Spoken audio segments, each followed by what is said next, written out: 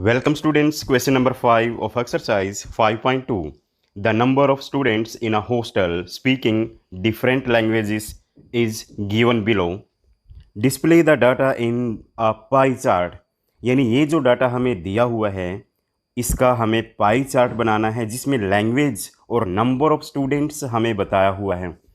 तो pie chart बनाने के लिए हमें हर एक लैंग्वेज के लिए कितना एंगल चाहिए वो सेंट्रल एंगल कैलकुलेट करना होगा और उसको कैलकुलेट करने के लिए एक टेबल हम बना लेते हैं जिसमें ये स्टार्टिंग के 2 कॉलम एज इट इज़ आ जाएंगे।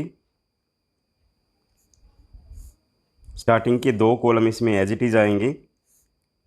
पहला कॉलम लैंग्वेज यहाँ पर आ जाएगा, नंबर ऑफ स्टूडेंट यहाँ पर आ जाएगा। तो इस तरह से लैंग्वेज का कॉलम यहाँ पर हिंदी इंग्लिश जो भी लैंग्वेज है यहाँ लिख दी गई है। नंबर ऑफ स्टूडेंट हमने यहाँ पर लिख दिए हैं। तो इस टेबल की मदद से हमने यहाँ पर सेंट्रल एंगल कैलकुलेट करने हैं और सेंट्रल एंगल कैलकुलेट करने के लिए इनको पहले फ्रैक्शंस में डिवाइड करना पड़ेगा, फ्रैक्शन इनका बनाना पड़ेगा।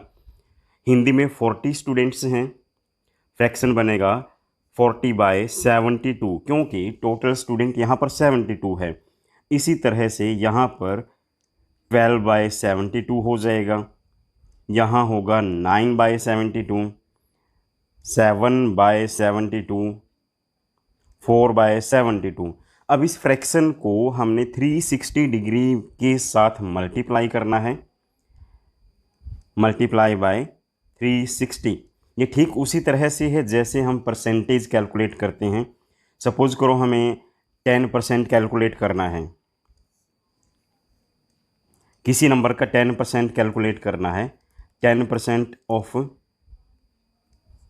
42। तो उसके लिए हम क्या करते हैं, 10 को लिखा फ्रैक्शन में 10/100 और ऑफ का बनाया मल्टीप्लाई और इसको 42 से मल्टीप्लाई कर दिया। तो इसी तरह से यहाँ भी फ्रैक्शन के अकॉर्डिंग हमें रेशो को कैलकुलेट करना है।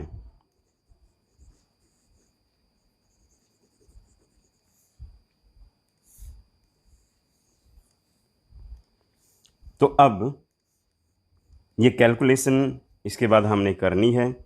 यहाँ पर 360 1 जा 360, 360 पर 72 कट रहा है, 360 2 जा 72 होता है और 360 10 जा 360। अब 2 and 10 यहाँ पर कटेगा, 2 5 जा 10 हो जाएगा। मतलब हर बार ये 360 and 72 काटने के बाद यहाँ 5 आ जाएगा। अब 5 को 40 से मल्टीप्लाई करेंगे तो ये एंगल आ चुका है 200 डिग्री का। अब यहाँ पर 360 फिर से मल्टीप्लाई होगा, 72 and 360 कटने के बाद फिर से 5 आएगा, 5 and 12 को मल्टीप्लाई किया जाएगा तो इसका एंगल हो जाएगा 60 डिग्री। ऐसे ही यहाँ पर 360 से मल्टीप्लाई करेंगे, 72 and 360 डिवाइड करके 5 आएगा, यहाँ पर 5 है, 5 को 9 से मल्टीप्लाई किया जाएगा, ये बन जाएगा 45 डिग्री। इसी तरह से यहाँ पर भी 5 आया, डिवाइड करने के बाद 7 को 5 से मल्टीप्लाई करेंगे, ये बनेगा 35 डिग्री। यहाँ पर 4 को 5 से मल्टीप्लाई करेंगे तो ये बन जाएगा 20 डिग्री। तो टेबल यहाँ कंप्लीट हो चुकी है। अब बनाते हैं पाई चार्ट। तो पाई चार्ट बनाने के लिए हम अपनी मर्ज़ी से कोई भी रेडियस लेकर कंपास की हेल्प से एक सर्कल ड्रॉ करेंगे। अब इसमें सबसे पहले हमें 200 डिग्री का एंगल बनाना है और 200 डिग्री का एंगल बनाने के लिए हम एक लाइन इसमें 180 डिग्री की ड्रॉ करेंगे। 180 डिग्री हम कहीं भी इसमें एक डायमीटर ड्रॉ कर देंगे। अब 200 बनाने के लिए 180 डिग्री में कितनी कमी रह जाती है, 20 डिग्री की। तो यहाँ पर डी की हेल्प से हमें 20 डिग्री एंगल बनाना होगा। अब डी की हेल्प से एंगल बनाने के लिए हमें क्या करना है, ये जो डी का जो सेंटर है इसमें, यहाँ पर डी का जो सेंटर पॉइंट है ये वाला, ये सेंटर पॉइंट सर्कल के सेंटर पॉइंट पर होना चाहिए। और डी की जो 0 डिग्री वाली लाइन है, डी की 0 डिग्री की जो लाइन है वो है यहाँ पर, ये लाइन इस लाइन के ऊपर हो या इस लाइन के ऊपर हो, जहाँ भी हमें एंगल बनाना है 0 डिग्री की लाइन उसके ऊपर होनी चाहिए। अब हम 0 डिग्री की ये लाइन भी ले सकते हैं इसमें। अगर हम इधर वाली लाइन लें तो इस तरह से आप देख सकते हो, कंपास का ये सेंटर है, सर्कल के सेंटर पर आ चुका है और 0 डिग्री की लाइन यहाँ पर आ चुकी है, तो 20 डिग्री यहाँ पर है। अब 20 इसमें ये नहीं लेना, क्योंकि हमने 0 डिग्री इस साइड लिया है तो इसके अकॉर्डिंग यहाँ पर 10 आएगा, यहाँ 20 आएगा। 20 को यहाँ पर मार्क कर लेंगे, एक हल्का सा निशान 20 डिग्री के लिए यहाँ पर लगाया गया है। इसके बाद डी को एक साइड करें और 20 डिग्री के लिए ये रेडियस ड्रॉ कर दो। इसको यहाँ से 20 से शुरू करके एक रेडियस यहाँ पर ड्रॉ कर देनी है।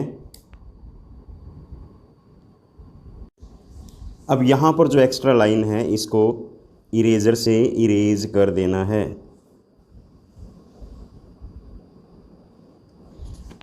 नेक्स्ट एंगल अब हमें बनाना है 60 डिग्री, जो है इंग्लिश के लिए 60 डिग्री, तो डी का फिर से यूज करना है। अब की बार इस लाइन को 0 डिग्री मानना है, डी का सेंटर सर्कल के सेंटर पर लिया और ये लाइन 0 डिग्री पर। अब इसमें हमें निशान लगाना है 60 डिग्री के लिए। अब फिर से ये ध्यान रखना है आपको, 60 आपको यहाँ पर और यहाँ पर नज़र आ रहा है। तो इस लाइन पर अगर आपको एंगल बनाना है तो इस लाइन के 0 के अकॉर्डिंग 0, 10, 20, 30, 40, 50, 60 यहाँ पर आएगा। 60 के लिए यहाँ निशान लगा लेना है।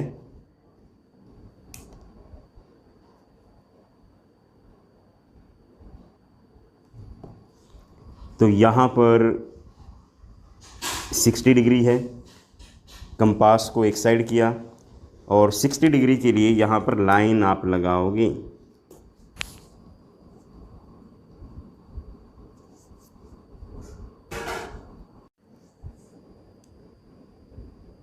तो ये हो गया 60 डिग्री एंगल। अब नेक्स्ट 45 डिग्री है। फिर से कंपास का सेंटर सर्कल के सेंटर पर और 0 डिग्री लेना है, लास्ट जो एंगल बनाया था उसके ऊपर। अब 45 डिग्री के लिए यहाँ पर निशान लगा दिया जाएगा। यहाँ पर 45 है,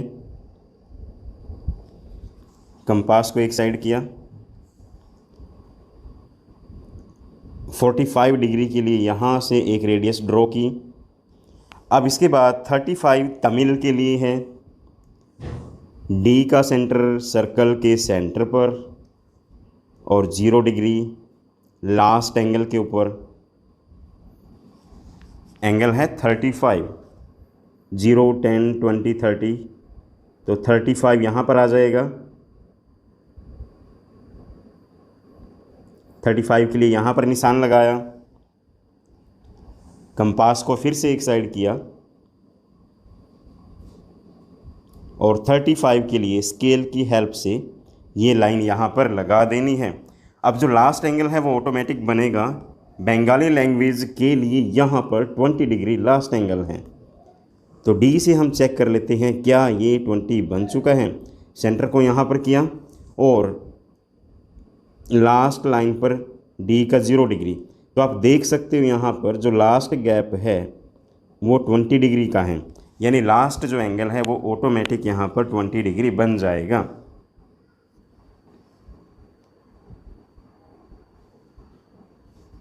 इसके बाद जो भी यहाँ पर एंगल्स और नेम है वो हमने लिख देने हैं।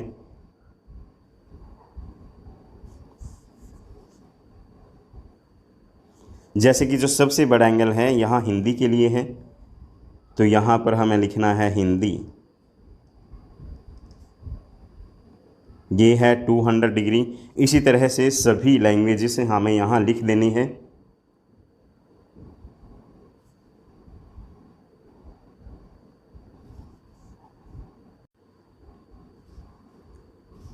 तो इस तरह से यहाँ पर हिंदी 200 डिग्री आ चुका है, English 60 degree, Marathi 45 degree, Tamil 35 degree and Bengali 20 degree.